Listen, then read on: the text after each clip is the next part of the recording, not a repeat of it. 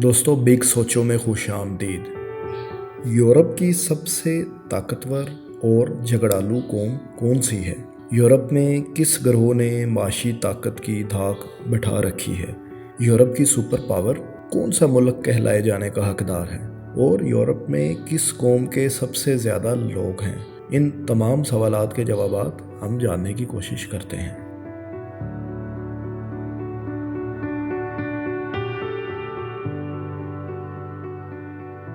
दोस्तों, यूरोप का सबसे ताकतवर और झगड़ालू नस्ली ग्रोह अगर जर्मन्स को करार दिया जाए तो ये बिल्कुल भी बेजा नहीं होगा। ये सिर्फ हम नहीं कह रहे, मौरखीन कहते हैं। जर्मन्स को समझने के लिए सबसे पहले इनकी तारीख पर नज़र डाल लेते हैं। तो नाजरीन, ये एक मुसल्लमा हकीकत है कि जर्मन नस्ल और दीगर यूरोपीय अफराद का ताल्लुक हज़रत नूह अलैहिस्सलाम के बेटे हज़रत याफिस की औलाद से है।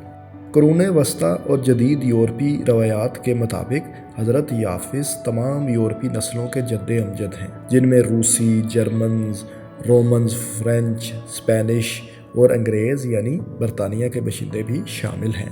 बाज़ इस्लामी रवायात के मुताबिक चीन की हान नस्ल के लोग, तुर्क और मंगोल भी हज़रत याफिस ही की औलाद में से हैं। यही नहीं, वस्ती एशियाई ममालिक में बसने वाले लोग भी याफिस ही हैं। यूँ हम ये कह सकते हैं कि दुनिया में सबसे ज़्यादा अफराद हज़रत याफिस ही की नस्ल से ताल्लुक़ रखते हैं, यानी उनकी औलाद से बड़ी दुनिया में कोई बहादुर और मुकाबला करने वाली कौम नहीं।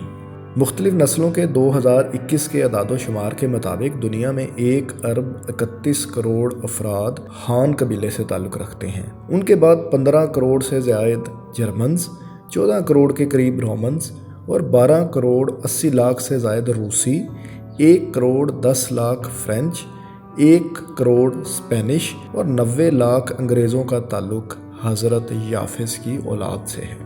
दूसरी जानिब जापानी, कोरियाई, नेपाली, भूटानी और पाकिस्तान के शुमाली इलाकों में बसने वाले लोग भी चीनियों से मिलते जुलते होने की वजह से याफिसी ही होंगे, इस चीज़ का गुमान किया जाता है। हज़रत याफिस के 7 या 8 बेटे थे और दुनिया की 36 ज़बानों की तारीख उनके 7 बेटों की औलादों से ही मिलती है, यानी दुनिया की बड़ी ज़बानें उन्हीं की औलाद बोलती है।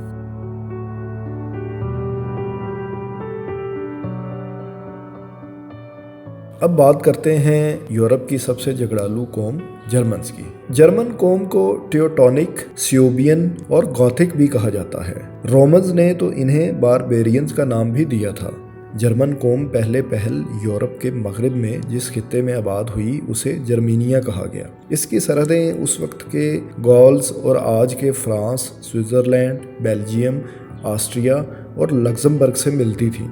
जर्मीनिया के अलावा जर्मन नस्ल के लोग इर्द गिर्द के इलाकों में भी आबाद थे, जिनमें आज के Denmark, Holland, England, Norway, Sweden, Scotland और फिनलैंड शामिल हैं। जर्मन्स ने अरूज भी स्कैंडिनेवियन ममालिक यानी स्वीडन, डेनमार्क और नॉर्वे से ही हासिल किया, क्योंकि यहाँ की ज़मीनें ज़रखेज़ थीं और यहाँ जानवर पालने के वसीअ मौके मौजूद थे। यूँ इन्होंने खेती बाड़ी और गल्लाबानी को पेशे के तौर पर अपना लिया।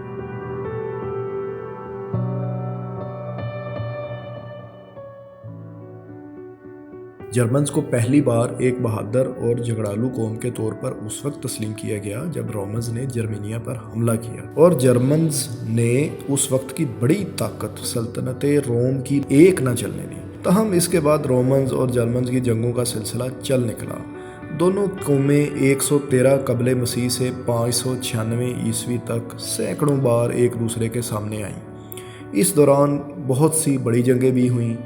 दोनों कौमें एक दूसरे के इलाकों पर कब्जा करती और छड़ाती रहती।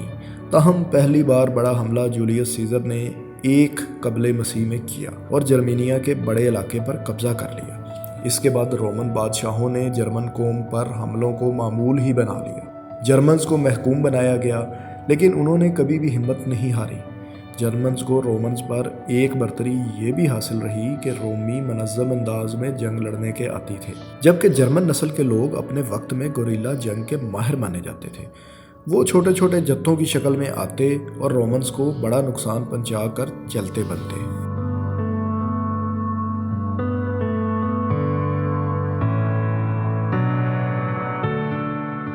रोमन से लड़ाइयों اور یورپ میں کل آبادی بڑھنے کی وجہ سے جرمن قوم نہ صرف یورپ کے دیگر ممالک میں پھیل گئی بلکہ جرمن لوگ افریقہ کا بھی رخ کرنے لگے اور جنوبی افریقہ میں ان کی بڑی تعداد رہائش پذیر ہو گئی۔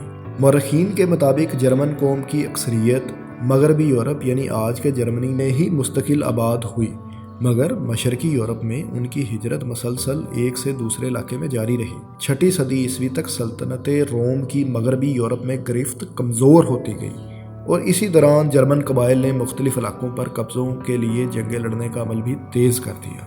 جرمنز نے اسپین، فرانس، برطانیہ، اٹلی ہی نہیں شمالی افریقی ممالک پر بھی کئی بار حملے کیے اور متعدد علاقوں پر قبضہ بھی کر لیا۔ اس کے بعد یہ خانہ بدوشوں کی سی زندگی بسر کرنے والے لوگ مستقل طور پر ان علاقوں میں آباد ہونا شروع ہو گئے۔ یہی نہیں، انہوں نے تو ناروے، ڈنمارک اور سویڈن کے زیادہ تر رقبے پر بھی قبضہ جما لیا تھا۔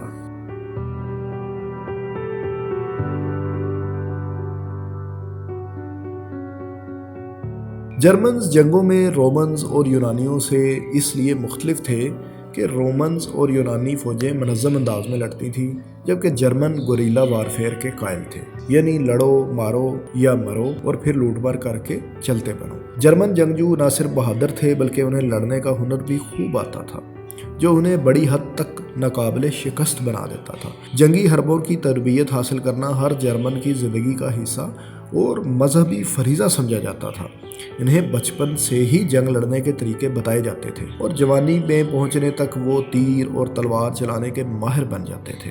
جرمنز کی کامیابی کا ایک راز یہ بھی تھا کہ یہ اپنے قبیلے کے سرداروں کی خاطر مر مٹنے کو تیار رہتے تھے اور جنگ میں اس کی موت کا بدلہ لینا اپنے اوپر فرض کر لیتے تھے۔ ہر قبیلے کا سردار اپنے لوگوں کی حفاظت اور دیکھ بھال کا ذمہ دار ہوتا تھا اور پھر وہ سب مل کر اپنے علاقے کو ترقی دیتے تھے۔ اسی طرح ایک کے بعد دوسرا علاقہ ترقی یافتہ ہوتا چلا گیا۔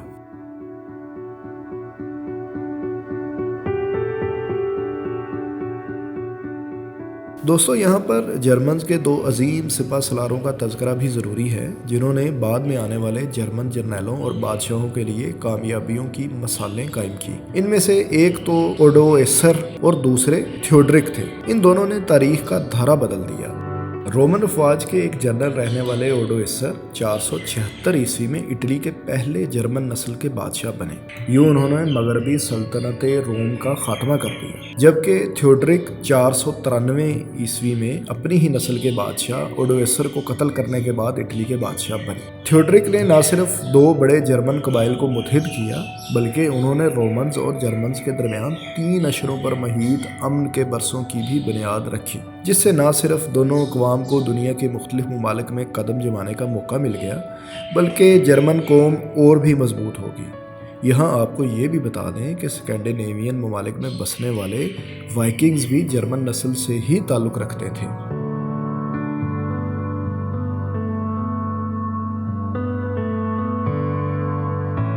جرمنز کی لڑائیوں کا سلسلہ یوں ہی چلتا رہا۔ اس دوران پہلے اوٹونینین اور پھر سیلین خاندان کی حکومتیں رہیں۔ پھر جرمنی سمیت یورپ کے مختلف حصوں پر ایک کے بعد دوسرا بادشاہ آتا رہا۔ جرمن ریاست کے قیام میں بڑا بریک تھرو تب ہوا جب 1815 میں نپولین کی شکست کے بعد کانگریس آف ویانا نے 39 خود مختار ریاستوں کو ملا کر جرمن کنفیڈریشن بنا لی، جسے پرویشیا کا نام دیا گیا۔ آسٹریا کا بادشاہ ہی اس کا پہلا سربراہ بنا۔ 1848 میں جرمن زبان بولنے والوں کی مکمل شناخت کے لیے پہلا انقلاب جرمنی آیا۔ اس کے بعد پرویشیا یعنی جرمن کنفیڈریشن کی 1864 میں ڈنمارک، 1866 میں آسٹریا اور 1871 میں فرانس سے لڑائی ہوئی، اور ان سلطنتوں کی شکست کے بعد جرمنز نے سلطنت جرمنی یعنی جرمن امپائر کے قیام کا باقاعدہ اعلان کر دیا، جس کا دارالحکومت برلن کو قرار دیا گیا۔ یوں مختلف ریاستوں میں بکھرا جرمنی پہلی بار متحد ہو گیا۔ ریاست کے پہلے چانسلر اوٹو وان بسمارک نے عظیم ملک کی بنیاد رکھی۔ 1908 تک اس جرمن ریاست نے کئی افریقی ریاستوں کو بھی اپنی کالونی بنا لیا، تاہم جرمنز نے ان ریاستوں میں انسانی حقوق کی سنگین خلاف ورزیاں کی۔ جرمنی کا پہلا بڑا امتحان اس وقت شروع ہوا جب 1914 میں آسٹریا کے بادشاہ کی ہلاکت کے بعد پہلی جنگ عظیم شروع ہو گئی۔ اس دوران جرمنی کو سول وار کا سامنا بھی کرنا پڑا۔ जंग अजीम में शिकस्त के बाद हिटलर जैसे आमिर को कदम जमाने का मौका मिल गया। इस जंग के बाद जर्मनी को यूरोप में तकरीबन अपने 13% रकबे से महरूम होना पड़ा, जबकि उसकी तमाम अफ्रीकी कॉलोनीज भी उसके कब्जे में ना रहीं। इसके बाद पे दर पे ऐसे वाक़यात पेश आए कि जर्मन सल्तनत ज़वाल की अथाह गहराइयों में चली गई। 1932 में हिटलर की नाज़ी पार्टी ने स्पेशल इलेक्शन जीत लिए। उन्होंने चांसलर के तौर पर चार्ज संभाला और जर्मनी ने मुख्तलिफ लड़ाइयों के बाद कई हारे हुए इलाके वापस भी लिए। जर्मन्स की लड़ने की आदत छूटने वाली नहीं थी, इसलिए जर्मनी ने 1939 में पोलैंड पर हमला कर दिया और दूसरी जंग अज़ीम का तबले जंग बच गया। जर्मन्स की सरकर्दगी में इसके इत्तेहादी फ़ौज ने Denmark, Norway, Holland, Belgium, Luxembourg और फ्रांस को तकरीबन फतह कर लिया। जर्मनी की फतूहात का सिलसिला मज़ीद बढ़ता चला जा रहा था। ताहम मुखालिफ फ़ौज ने भरपूर जवाबी वार करके तमाम इलाके न सिर्फ जर्मनी से वापस छीन लिए बल्कि इत्तेहादी फ़ौजें जर्मनी में भी दाखिल हो गईं। हिटलर ने खुदकुशी कर ली और 1945 में इत्तेहादियों ने जर्मनी पर भी कब्जा कर लिया और जर्मनी को शिकस्त का सामना करना पड़ा।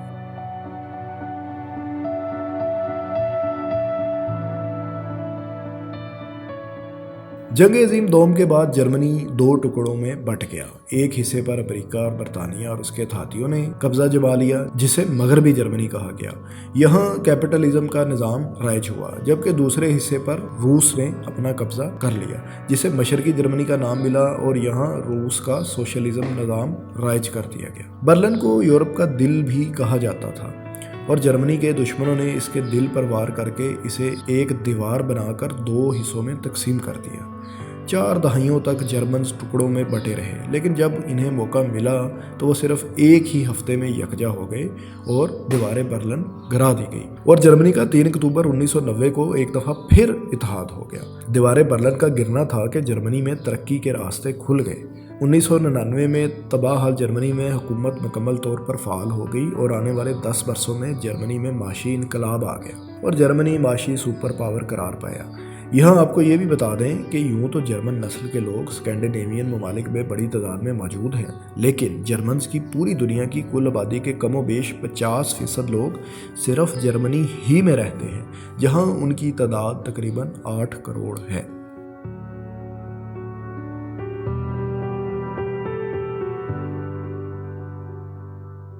तो जनाब आपको बताएं कि जर्मनी दुनिया के अमीर तरीन ममालिक की फहरिस्त में चौथे नंबर पर है, जिसके असासों की मालियत 18,274 अरब डॉलर से भी ज़ायद है, जो दुनिया के कुल माली वसाइल का 4.4% बनता है। फोर्ब्स की 2021 की एक रिपोर्ट के मुताबिक दुनिया के 3,000 के करीब अरबपतियों में से 136 सिर्फ जर्मनी में रहते हैं। ये तादाद अमेरिका, चीन और भारत के बाद चौथे नंबर पर आती है। बात यहीं ख़त्म नहीं होती। जर्मनी फ़ीकस आमदनी के लिहाज से 18वीं और खुशहाल तरीन ममालिक की लिस्ट में 7वीं पोजीशन पर है। खुशहाल और अमीर तरीन ममालिक की टॉप 20 लिस्ट बनाएं तो वो ममालिक जहां जर्मन नस्ल के लोग बड़ी तादाद में मौजूद हैं, वो मुल्क भी किसी से पीछे नहीं। इन ममालिक में स्विट्ज़रलैंड, डेनमार्क, हॉलैंड, स्वीडन, बरतानिया, ऑस्ट्रिया, आइसलैंड, नॉर्वे और बेल्जियम नुमायाँ हैं, जहां आपको चप्पे चप्पे पर तरक्की झूमती हुई नज़र आएगी। ये वही लोग हैं जिनके आबाओ अजदाद का ताल्लुक मौरखीन जर्मन ही की नस्ल से बताते हैं। तो दोस्तों, जर्मन कौम की हिस्ट्री के बारे में आपको हमारी ये वीडियो कैसी लगी, कमेंट्स में अपनी राय से ज़रूर आगाह करें। शुक्रिया।